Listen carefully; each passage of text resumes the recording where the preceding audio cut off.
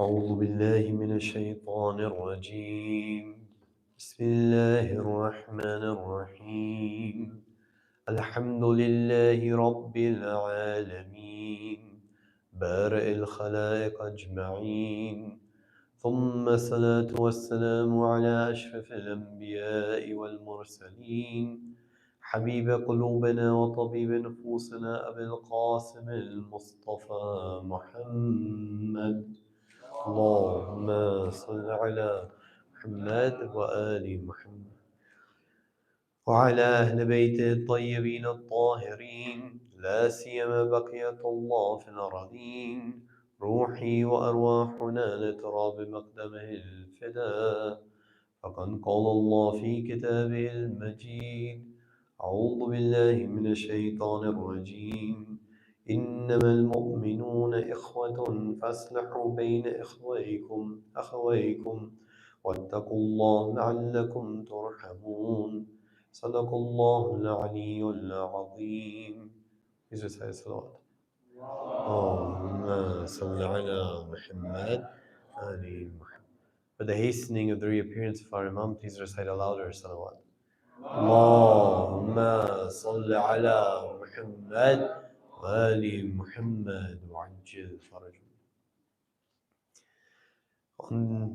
If we look at the date from today, it's been a bit more than, I think, one day more than 6 months since the events in Gaza started happening, the attacks on October 7th until now. It's been a bit more than 6 months for the quick victory and the relief of the people of Palestine. Please recite the loudest salawat. اللهم صل على محمد وآل محمد وعجل فرجهم. Assalamu alaikum, dear brothers and sisters.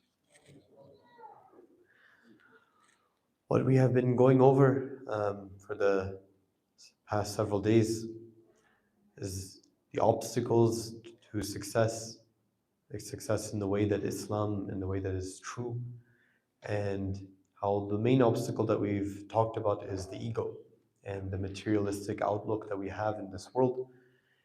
And in order to defeat that, we talked about how there are various structures that Islam has given us that give us a perspective and the ability, heightened ability to defeat that ego. First and foremost, we talked about the family and how the family structure is something that's geared towards defeating that ego, both in terms of the roles and the responsibilities that have been assigned within that family structure. Then further, we talked about how the family is not just based on blood ties, but rather is something bound in something more than blood, bound on a idea of tawheed, a singular idea of that brings us together. That iman, that belief system is what that true family is based on. And so the verse that I recited in the beginning, that إِنَّمَا الْمُؤْمِنُونَ إِخْوَةٌ, is something reflecting that certainly the mu'mineen, the believers are brothers. فَاصْلُحُوا بَيْنَ أَخَوَيْكُمْ. So make peace between your brothers. This is وَاتَّقُوا اللَّهَ لَعَلَّكُمْ تُرْحَمُونَ, and have this taqwa, have wariness of Allah, so that you may receive His mercy. So we see that the immediate thing in the Quran as well is that there's a relationship of brotherhood between the mu'mineen. This is something that we talked about briefly as well, in terms of the various ayat of the Quran and how the idea of whether we talked about كأنهم بنيان مرصوص, that they're like a strong structure, and the various other verses of the Quran that we talked about that indicate this close bond between the mu'mineen, which is something that can be then used to achieve something greater. We also talked about how this close bond between the mu'mineen is a prerequisite if we want to have and forge a bond with our imam. That we cannot make a bond with the imam of our time or any imam without first making a bond between the mu'mineen. It's not possible to do that. And so it doesn't matter the number of times we do go for ziyarah, doesn't matter how many times we cry, doesn't matter the azadari that we do, if we are negligent of the rights of the mu'mineen. That's something that has to come first and foremost. Now, in this whole sort of discussion that we've had, we've talked tangentially about friendship, but we haven't directly really addressed it. And it is something that applies in this similar sort of context. We see that nowadays friendship is a curious concept that before, previously, perhaps even in the English language, it meant something very significant to call someone your friend. It meant something very meaningful, something that was profound. But nowadays, with the rise of, probably Facebook did the worst of it because it had the word friends that it used. But then, with the advent of social media and with the various forms of social media that are current now, we see that friendship means something less and less meaningful and significant. It almost boils down to some very random acquaintance, even to the extent that sometimes it means that don't even have any real bond between the people that are claiming to be friends with each other. And so this type of friendship, which is so surface level and almost meaningless, not even, the word itself doesn't have much meaning behind it at all, is a very degraded form of a relationship. It's not something that is in any way reflective of what Islam is advising us to have and what Islam pushes us to have and make those bonds. When we see, for example, that we have the hadith from Amir al-Mu'minin alayhi salam, where he says that how sad is the person and how lowly is the person who has never made friends, and worse than him is the one who had friends but lost them. Right? It's not talking about Facebook friends.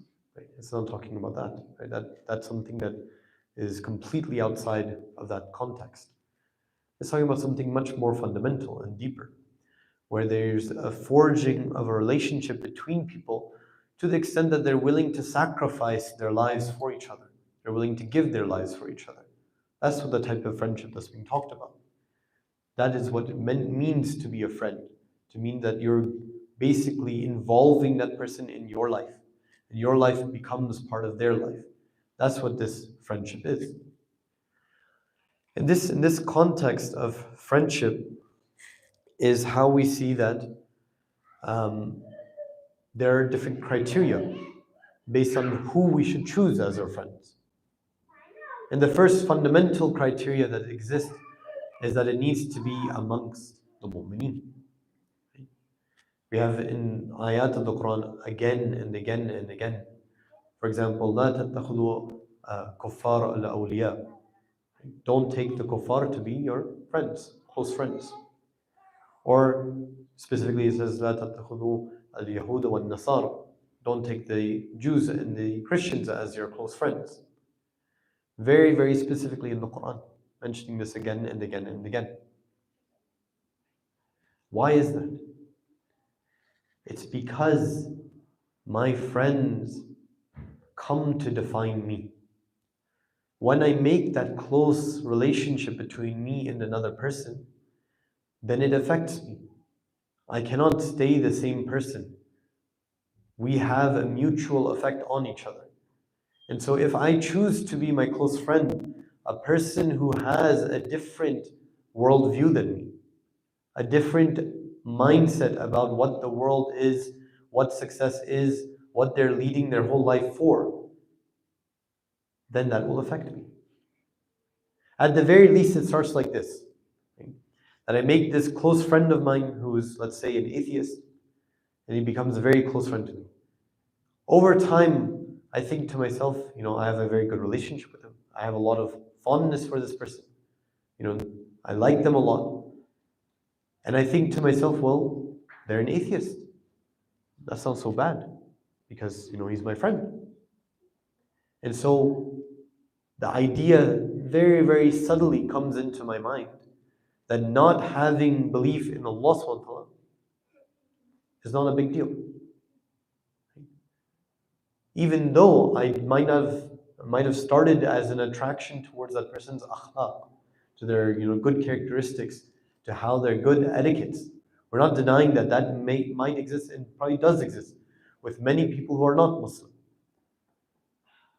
But does that mean that we should take them as our close friends? There's a danger there. And that danger is that we become attracted to them. Right? That's a natural thing between friends. It should exist like that between friends. But then it affects us as well. And so we have to be on our guard. So who do we be friends with? Obviously, again, we should be friends with the mu'mineen. But there's several things that stop us from that. One of them is a matter of practicality. There's been studies, and again, as I mentioned previously, I don't give too much weight to studies, especially studies that are based on surveys and statistical analysis and things like that, because of the flaws in the methodology as well as the flaws in what are the conclusions that can be taken from them. But sometimes they do give interesting pieces of information. Maybe not conclusions, but pieces of information. There's a study that went around and it had a survey of a various number of people, asking them to describe the criteria they have for their friends, right? What criteria they choose for their friends. And then it asked them to identify their friends as well, right? One of their friends. And then it interviewed their friends and then asked questionnaire survey to see what kind of characteristics they had. And they saw that there was almost no correlation between the two. There's almost no correlation between the characteristics that the people said that they choose friends based on and the characteristics that their friends actually had. What there was a correlation with was geographical proximity, how close they lived to each other. My point is, just using it as an example, my point is this, that we make life difficult for each other by not living close to each other. If I were in charge of designing a Muslim community, the very, very first thing that I would do, would be to make sure that the people in that community lived literally next to each other. And yes, that means by nature that the people who are more rich and well off cannot live in the more rich and well off areas. They cannot have the biggest houses. It wouldn't work because the vast majority of the community doesn't have, they're not the rich and the well off. It would mean that you'd have to sacrifice that. Yeah. But in order to make a proper community, that's necessary. It's not possible without that. Okay. But anyway, you can make sacrifices and you can drive long distances, inshallah, to meet each other. You should do that. Inshallah. I'm not saying that all is lost, but it makes life extremely difficult if that's the case. So I want to make friends. Okay.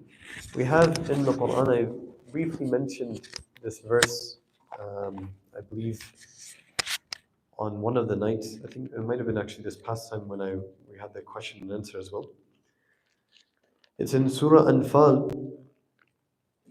It's verse number 72. It says, أعوذ بالله من الشيطان الرجيم إن الذين آمنوا وهاجروا وجاهدوا بأموالهم وأنفسهم في سبيل الله والذين آووا ونصروا أولئك بعضهم أولياء بعض. So certainly the ones who have Iman and migrated and struggle with their wealth and themselves on the path of Allah, that's one category of people. And the other category, وَالَّذِينَ آوُوا وَنَصَرُوا, and the ones who supported and gave help to them. أُولَٰئِكَ بَعْضُهُمْ أَوْلِيَاءُ بَعْضٍ. These are the people who have this close friendship and ties in this wilaya between each other. These are the ones who have those bonds. Right, referring to the Muhajirin and the Ansar. These are the ones who have these close bonds to each other. But the other ones, وَالَّذِينَ آمَنُوا, not the ones who disbelieve, the ones who believe still. وَلَمْ يُهَاجِرُوا, but haven't migrated, they didn't migrate. مَا لَكُم مِّن وَلَايَتِهِمْ مِنْ شَيْءٍ حَتَّى يُهَاجِرُوا. They do not qualify for this wilayah, for this close relationship, until they migrate. And so it's not iman on his tongue level or just hidden in the heart somewhere. It's iman that reflects in the actions. That's how I should be basing who do I make these close friendships with. It matters. I should be able to see the Islam in the person's actions. That's how I choose. And if someone isn't like that, I don't see Islam in their actions. They might be coming to the center, they might be praying, they might be fasting, but then you look at how they deal with each other. You look at the language that they use. You look at how their relationship is with their family. You look at maybe they have prejudices based on their race or their ethnicity. You see, that's not Islam that's being reflected. Those things push you away from them. This is that central concept, that iman itself needs to be at the center of what makes that bond. 2 ayahs later, it says, almost like very similar beginning, وَالَّذِينَ آمَنُوا وَهَاجَرُوا وَجَاهَدُوا فِي سَبِيلِ اللَّهِ وَالَّذِينَ آووا وَنَصَرُوا أُولَٰئِكَ هُمَ الْمُؤْمِنُونَ حَقًّا. Same thing, those same two categories. It says these people are the ones who are truly mu'mineen. Means everyone else isn't. Everyone else isn't true mu'mineen. We have to walk the walk as well. It's not enough to just talk. It's not enough to just say and pay lip service to some sort of creed. So that's the thing that we should make as a criteria for our friendships and these close bonds. And yes, again, it's not something that's 0 or 100 or black or white, as if you either have an extremely close friendship with someone or you have zero tie with that person. We're not saying that either, right? There should be a base level of relationship with all the mu'mineen, right? Even if they're just saying it with their tongues and they're maybe just only praying and fasting. Even then, we should have some base level of relationship with them. That's something we should do. But our relationship with them, with someone whose iman and their religion is lower and lesser, should be more limited than our relationship with someone whose iman is greater. If we don't have that, then think about the logical progression. Who's at the peak of iman? The one who has the most of iman. It's the imams, the prophets. If I don't have that kind of progression where I'm deepening my relationship as the iman increases, then my relationship with my imam and the prophet will weaken. It'll do the opposite. So all of the imams, all the prophets, their relationships with their followers is based on iman. There's an interesting hadith. A person goes to the imam and asks him, I believe it's actually related once from the prophet and once from one of the imams, I'm forgetting which imam. It's a very, very similar thing narrated from both. The person asks, how do we know if a particular person cares for us or loves us? They say, look into your hearts and see if you love them and care for them. It says, if you do, then you know that they care for you. It's a very interesting and profound statement, meaning that any level of care will never end up being one-sided. You might say that, well, we see this so many times. So many people, love someone and care for them, but it's only one-sided. It's not both sides. You see that if you look and examine those relationships, you'll see there's an interesting thing that happens. Most of the time, what happens is that the care is not for that actual person. It's for an imagined depiction of that person. What they portray that person to be in their head, not as how they are. And if it were to be how they are, then that care would lessen. It wouldn't be that same level. Again, let's look at ourselves in relation with our imams. When we, as the lovers of Ahlul Bayt, we claim to love the Ahlul Bayt, we claim to follow the Ahlul Bayt, we claim to have this close relationship, this wilaya of the Ahlul Bayt, that's what we ascribe to. If I look at it, do I even know who the Ahlul Bayt were? What they stood for? Do I know what their actions were like? Their etiquettes? Their akhlaq? Do I know how they acted? What they wanted? What was their purpose? What was their goal? If I don't know any of that, then how could I claim to be loving them or caring for them? If I don't even know what matters to them, then why would I say that I even care for them? Caring and love it's not like a magical word I can just use and then it exists. No. What I'm devoted to and what I care to is an imaginary depiction in my head. It's not the real Imam. The clearest sign of that, the clearest sign, is that friends and people who love each other, their actions start to become similar to each other. So I need to look at my actions. Do I sin time and time again?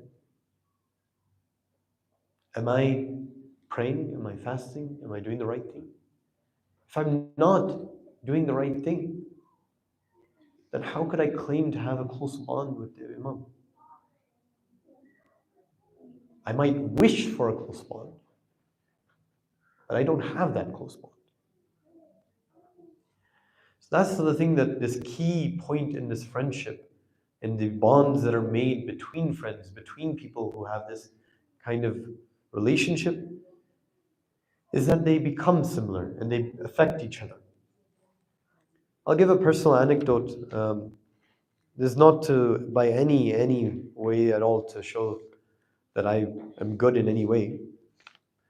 But there was one time when I was in high school when I decided to make a concerted effort not to use any swear words, not to use any bad words or anything like that. And, I don't know, maybe at that time I was trying to be a little bit better than I was before. And so I made that effort, and there was one day that maybe it was a couple months down within that period that something shocked me. I was just hanging out with friends. These are just normal friends I don't think I had in my school at the time. I don't think I had any Muslim friends in the school. I don't think I had any Muslim people in my school that are at the same grade as me. But in any case, I was just sitting, I think it was at lunch, and someone next to me, one of my friends, sweared. And then he immediately turned to me and apologized. I'm like, why are you apologizing to me? I had never, not once, had I said anything to them about not swearing or saying. They're like, we know that you don't swear. And I was like, no. And so, but they had this within them to apologize to me, even though I had never said a single thing to them about it. Right? But just because we had this, at least this surface level bond of friendship, that we would hang out with each other, we would be together, we would spend time with each other, there's a natural desire to appease each other, to act in a manner that's befitting to each other. And yes, it had negative effects on me, several negative effects, but just showing that it could have positive effects on the other side as well. That's something that is very, very easily possible. And so imagine that it's not just two people. It's not people who don't have the same faith. People who have the same faith, the same ideals, lofty ideals in how to conduct themselves. And they live close to each other, near each other, to the extent that they're able to affect each other in that manner. How quickly we could change positively. How quickly. Then compare that to the relationships that we normally have based on social media. Where the extent of our relationships are, liking pictures or following or putting one comment here, one comment there, or posting videos of ourselves and pictures of ourselves and throwing random voices into the wind. Does it really have any effect on each other's lives? Sure, there might be some very, very surface level effect where I see some sad thing or some inspiring thing or some happy thing and it changes my emotional state briefly. But does it really change what I'm aspiring to, what I'm aiming for? I would claim, it's my claim, you can dispute it, but I claim that probably very rarely does it happen. I don't mean this to say that there's no benefit in social media and in these various forms of communication. No, obviously it has its benefits. It's a very good tool for communication, for connection, for networking, for the spread of information. All of that is there. But the question isn't the tool itself, it's how it's being used and how it's grown to replace real in-person relationships. And when that happens, it's not like a one-to-one scenario where like the same things I could gain from real life relationships, I can gain within the context of social media.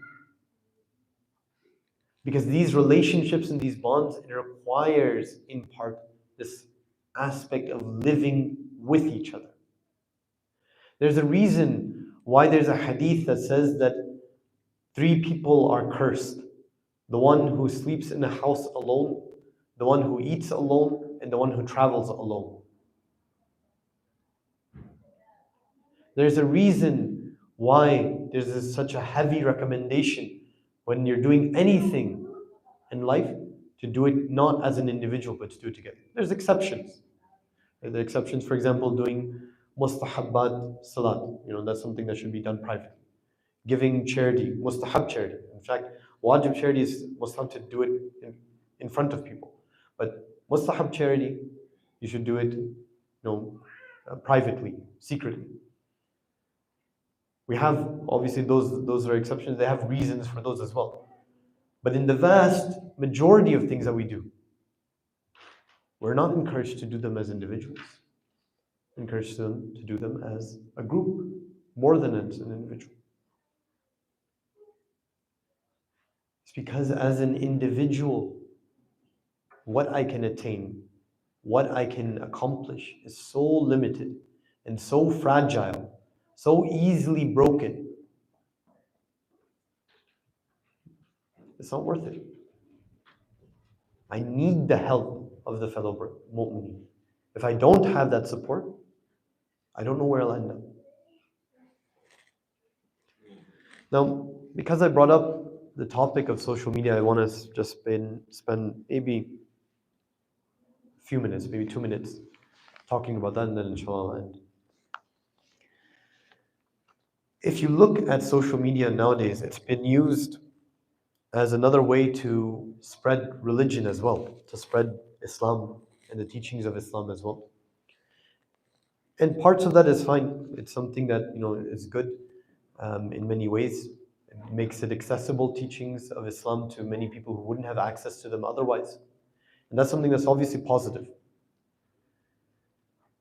But, and this is a big but, that the real Islam, the actual of Islam, is something that needs to be seen and lived. It's not something that just should be talked about. Even this thing that we have, this relationship right now, where I'm on this minbar and I'm speaking, and you're just sitting and listening, it's the weakest form of the spread of religion, the propagation of religion. The absolute weakest. Because you're not seeing how I'm living, and I'm not seeing how you're living. You're just listening to me speak words. These words, for all you know, I could be, completely hypocritical. None of the words that I'm talking about could be reflected in my actions. Right? I don't know how you're taking these words. I don't know what the relationship is. I don't know how they affect you in your personal lives. We don't see each other in our day-to-day lives. And so that kind of effect, impact, and relationship is the extreme weakest amount of spread of religion. Needs to be more profound. The only way for it to become more profound is for us to be involved in each other's lives. To have a true scholar who embodies Islam, not me, someone who's a true scholar who embodies Islam, to be in our lives and we witness Islam as they live in it. That is the only proper way of gaining Islam within our lives. Every other way is extremely limited. And so we shouldn't take this rise of spread of information regarding Islam to be the proper way of attaining Islam. Yes, it helps to gain information. Yes, we need to do as much as we can. If we don't have any other possibility of gaining, proper information about Islam, then we need to use it. There's no doubt about that. And I respect greatly the people who sacrifice their time to be able to spread the information of Islam in this method. But it shouldn't be the case within our minds that we think that it's sufficient and enough. It isn't. Especially on the topics of spirituality. It's become almost like a fad that I can have like a short clip, a few moments of wisdom, and I'm going to sprinkle in and change a person's life, and some 1 minute wisdom will make this person grow in their spirituality. No. In Islam, spirituality is not about 1 minute wisdoms, a sprinkling of good feelings, a tingly feeling that I might receive by some mystical sounding words. It's about hard work and effort that you have to do day in, day out to change who you are. That kind of spirituality cannot be attained by a YouTube short. It's not possible. Again, don't get me wrong. I'm not saying that anyone, even if a respected scholar is putting out YouTube shorts, that it's the worst thing. I'm not saying that. Inshallah, it's something inspirational. Inshallah, it's something beneficial. Inshallah, all of that. But we shouldn't deceive ourselves into thinking that it's enough, that it will change me. All I have to do is listen to these few words. Magically, someone waved a wand and I'll now become a better person. That's not how it works. It requires work and effort. Inshallah, we'll stop here and continue tomorrow. We ask Allah subhanahu wa ta'ala that He gives us the ability and the tawfiq to act on His words, especially the words of the Quran. We ask Allah subhanahu wa ta'ala that He doesn't make us among the ones who have relegated the Quran to oblivion. We ask Allah subhanahu wa ta'ala that He makes us of the true followers of the Ahlul Bayt.